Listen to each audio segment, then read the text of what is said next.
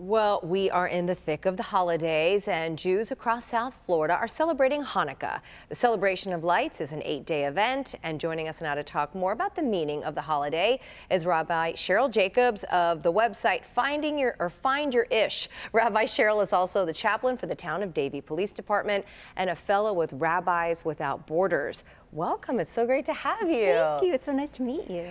It's lovely to meet you as well. So let's talk about Hanukkah and where we are, because it's already started. That's right. Yeah. That's so right. For folks who hear, yes, Hanukkah, happy Hanukkah, but they have no idea what it means, walk us through what it means for the Jewish community. So Hanukkah is really a historical holiday, but it's what I love about it. I'm a rabbi, I love it, but what I love about it is the connection that it's a timeless connection.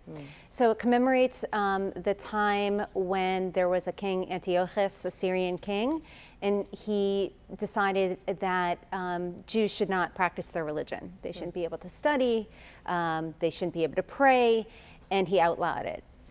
Now, at the time, there weren't many synagogues like we have in our area. There was one temple in Jerusalem, and he took over the temple, made it really an homage to Greek gods, and desecrated the Jewish artifacts that were within. A family, a group of men named the Maccabees, led by Judah Maccabee, decided that they were going to fight back. And it took 3 years, but this small group defeated this large Syrian army and went to take back the temple.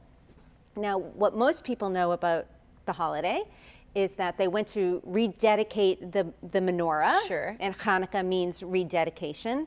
And there was only enough oil for one night, but by a miracle, it lasted 8 nights. And that's part of the importance of the holiday.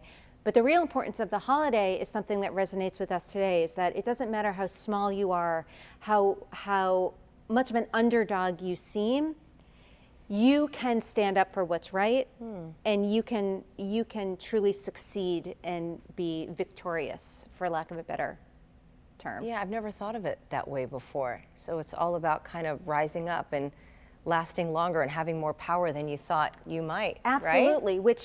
which we could all use a little of. Yeah. And also, it's no accident that Hanukkah comes during the darkest time of the year, where the days are the shortest. So the point is that when you light these candles, they shine brightly through the darkness. And that's something that, if each of us would shine a little brighter, then we would really tamp down on a lot of the darkness and focus on the brightness that together, individually we're all a separate flame, but together we're a bright light. A bright light.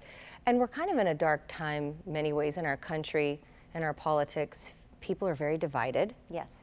They have differences of opinions. People have lost friends and family members over those differences of opinions. Yes. I think many folks are yearning for a way to kind of come back together. So talk about the significance and the symbolism then of celebrating Hanukkah and kind of all just putting those differences aside and coming back and reuniting under what really matters. Well, right.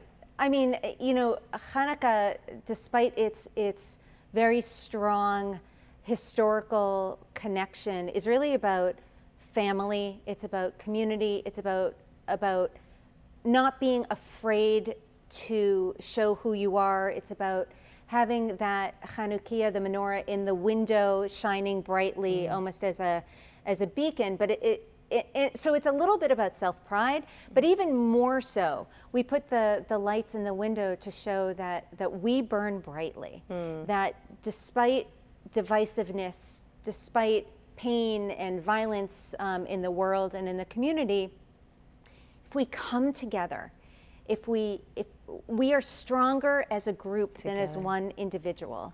And we may be smaller, we may not be as mighty, but you know what? When we band together, that flame, and it's all about the flame.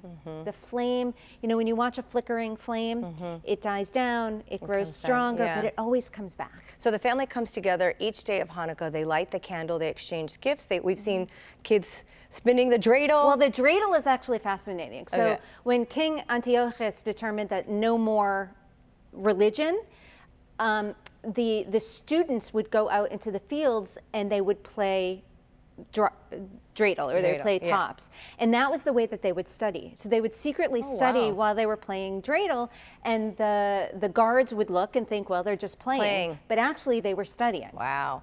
We're quickly running out of time, but I want to hear about Find Your Ish. So find your ish. So the name ish comes from, you can be Jewish, you can be leftist, you can be rightish. You find where you are. Okay. In the what your ish is. Scheme. What's your ish? Yeah. And so really what it is in South Florida, we have one of the largest unaffiliated rates for synagogue membership in the country. And many people decide not to become members of synagogues, but still want a Jewish community, still want the life cycle events, that type of thing. The traditions and all of that. Exactly. So this is the opportunity to do Jewish their own way, to find their own community, to tailor make their life cycle events, all within the realm of tradition. Thank you so much. It was great to have you, Rabbi. Thank you, and happy holidays to everyone. Happy Hanukkah to you. Thank you.